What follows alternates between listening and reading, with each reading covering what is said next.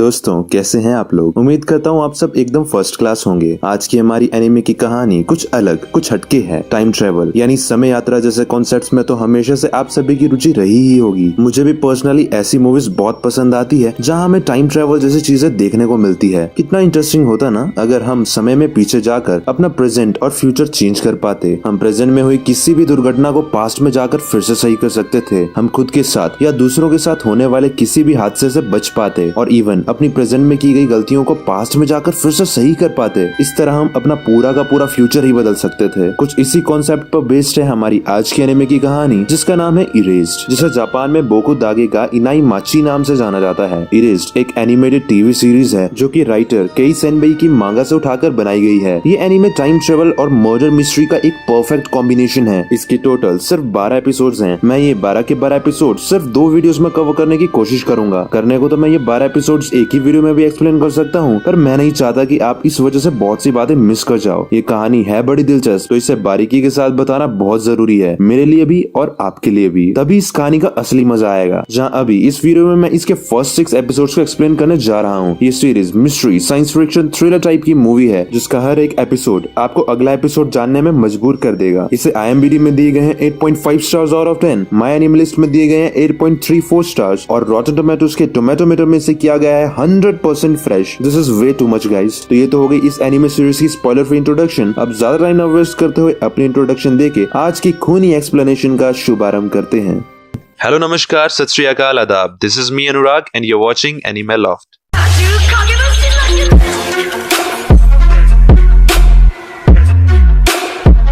ये कहानी है सन 2006 की। एपिसोड 1 के फर्स्ट सीन में हम एक 29 साल के लड़के को देखते हैं जिसका नाम सातोरू फुजिनोमा था। वो ओसाई पिज्जा शॉप में डिलीवरी बॉय का काम करता था। एक दिन वो रोज की तरह अपने स्कूटर में पिज्जा की डिलीवरी करने जा रहा होता है। थोड़ी देर बाद उसके पास से एक ट्रक बड़ी ही तेजी से गुजरता है। उसके गुजरते ही ना जाने सातोरू को क्या हो जाता है, वो एकदम से घबरा जाता है और सब कुछ लाल सा होकर पॉज हो जाता है। इसके बाद वो खुद को फिर से वहीं पाता है जहाँ से वो थोड़ी देर पहले कब का आगे गुजर चुका था। हमें ऐसा लगता है जैसे समय थोड़ा पीछे हो गया हो। जो कुछ पहले घटित हो चुका था वही सब फिर से घटित होने लगता है। सातोरू घबराते हुए मन में कहता है कि रिवाइवल फिर से हो गया। अब ये रिवाइवल क्या है ये आपको वीडियो में आगे पता चलेगा। इसके बाद वो बड़े ही गौर से इधर उधर देखने लगता है कि गड़बड़ कहाँ पर है। तभी उसके पास से वही ट्रक गुजरता है जो पहले भी उसके पास से गुजरा था। इस बार सातोरू ये नोटिस करता है कि उस ट्रक ड्राइवर ने तो स्टीयरिंग व्हील को ठीक से पकड़ा ही नहीं होता है। सातोरू एकदम से अपना स्कूटर पीछे घुमाता है और जोर जोर से चीख कर ट्रक ड्राइवर को ट्रक रोकने को कहता है। पर तभी वो ट्रक के साइड मिरर में देखता है कि ट्रक ड्राइवर तो सो रहा होता है। ट्रक ड्राइवर का इस तरह पीछा करते सातोरू की एक कलीग उसे देख लेती है। उस लड़की का नाम आयरी कातागिरी था, पर वो हाई स्कूल की एक स्टूडेंट थी। वो ओआसी पिज्जा शॉप में पिज्जा डिलीवर करने का काम एज अ पार्ट टाइम करती थी। उधर तभी सातोरू अपने सामने एक बच्चे को रोड क्रॉस करते हुए देखता है। सातोरू ट्रक ड्राइवर को उठाने की बहुत कोशिश करता है पर ट्रक ड्राइवर नहीं उठता। इसलिए फिर सातोरू अपना हाथ स्टीयरिंग व्हील तक पहुंचाने की कोशिश करता है और किसी तरह उसका हाथ एन वक्त पर वहां तक पहुंच जाता है और वो ट्रक का स्टीयरिंग व्हील घुमा देता है, जिसकी वजह से वो बच्चा बाल बाल बच जाता है। पर इस चक्कर में सातोरू दूसरी लेन में जाकर एक गाड़ी वाले के साथ बहुत जोर से टकरा जाता है और अगले सीन में उसकी आंखें एक हॉस्पिटल में खुलती है जहां वो अपने सामने आयरी कातागिरी को देखता है। कातागिरी उसे बताती है कि वो 2 दिन से बेहोश था। कातागिरी उसे कहती है कि उसे पहले लगता था कि सातोरू बहुत ही बोरिंग सड़ू सा आदमी है जो हमेशा अकेला रहना ही पसंद करता है और कभी हंसता भी नहीं है, पर उसे सातोरू की एक नई साइड देखने को मिली। सातोरू ने अपनी जान की परवाह न करके एक बच्चे की जान बचाई। साथ ही कातागिरी उसे बताती है कि उस ट्रक ड्राइवर को ड्राइविंग करते दौरान ही हार्ट अटैक आ गया था जिससे उसकी डेथ हो गई थी। कातागिरी सातोरू को पूछती है कि उसने ये कैसे नोटिस किया कि उस ट्रक ड्राइवर के साथ कुछ गड़बड़ है, जिस पर सातोरू कहता है कि ये बस एक इत्तेफाक था। इसके बाद सीन शिफ्ट होता है और हम सातोरू को फाइनली घर वापस जाता देखते हैं जहाँ सातोरू मन में खुद से बात कर रहा होता है, जिसकी वजह से हमें पता चलता है कि जब भी सातोरू के आसपास कहीं पे कुछ बुरा होने वाला होता है या हो चुका होता है तो सातोरू अपने आप समय में 5 मिनट पीछे चला जाता है। जैसे कोई चाहता हो कि जो गलत हुआ है वो सातोरू समय में 5 मिनट पीछे जाकर ठीक कर दे। इस फिनोमिनन को सातोरू रिवाइवल कहता है और जब भी उसके आसपास रिवाइवल होता है तो वो अपने आसपास हर एक चीज को बहुत ही गौर से नोटिस करने लगता है कि कहाँ पर कुछ गलत होने वाला है। इस तरह आज तक सातोरू ने ना जाने कितने ही लोगों को अपनी खुद की जान की परवाह किए बगैर बचाया है। इसके बाद अगले सीन में हम सातोरू को अपने घर में देखते हैं जहाँ वो अपनी मॉम को देखता है। एक्चुअली सातोरू अपने असली घर से दूर काम की वजह से यहाँ पर एक रेंट वाले फ्लैट में अकेले रहता है, पर क्योंकि सातोरू हॉस्पिटल में एडमिट था तो उसकी मॉम कुछ दिनों के लिए यहाँ उसका ख्याल रखने आई हुई थी। इसके बाद सीन शिफ्ट होता है और हम देखते हैं कि टीवी पर एक मिसिंग बच्चे की न्यूज आ रही होती है। ये देखे सतोरू की मॉम सतोरू को कहती है कि क्या उसे याद है कि जब वो 5th ग्रेड में था तब भी पड़ोस में ऐसा ही कुछ हुआ था और उस समय सतोरू की जिंदगी भी खतरे में थी, पर ऐसा कुछ भी सतोरू को याद नहीं होता। इसके बाद सीन शिफ्ट होता है और सतोरू अपने रूम में जाकर सोच में पड़ जाता है कि उसकी मॉम आखिर किस इंसिडेंट के बारे में बात कर रही थी। तभी उसे धुंधला धुंधला कुछ याद आता है कि जब वो 5th ग्रेड में था तब उसके 2 क्लासमेट्स लापता हो गए थे। उसे अपने बचपन की कुछ बातें याद आती है। बचपन का प्यार कहीं भूल नहीं जाना रे।